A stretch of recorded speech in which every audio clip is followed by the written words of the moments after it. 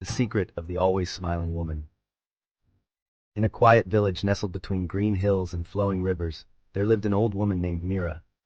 Everyone in the village adored her, not just because she was wise, but because she always carried a warm smile on her face. Rain or shine, in good times or bad, Mira never seemed upset or angry. Children would greet her with joy, and adults often came to her for advice when life felt too heavy. One day, a young man named Nilan, frustrated by the burdens of life, came to visit her. He had heard stories of Mira's wisdom and hoped she could help him find some peace.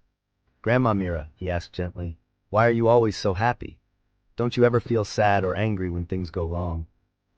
Mira looked at him with kind eyes and smiled. "Of course I do, my dear.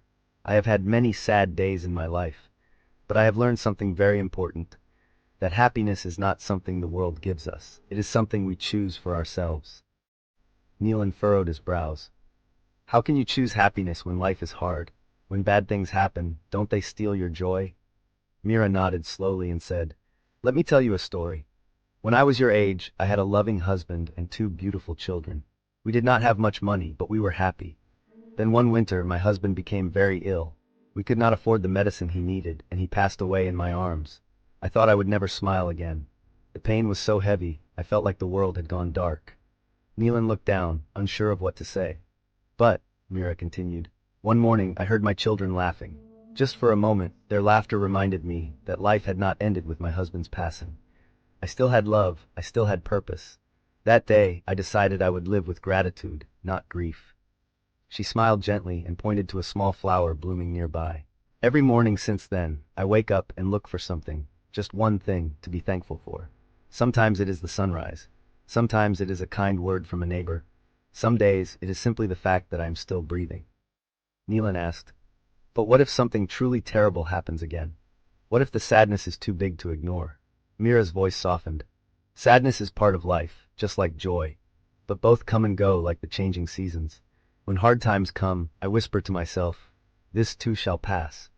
I focus on the blessings I still have instead of the pain I have lost." She looked at him and added, "You see, happiness is not about everything going right. It is about choosing to see what is still good, even when the world feels wrong." That evening, Neelan walked home slowly, replaying her words in his mind. The next morning, for the first time in a long while, he stepped outside and noticed the birds singing. He smiled. Day by day, Neelan practiced Mira's wisdom.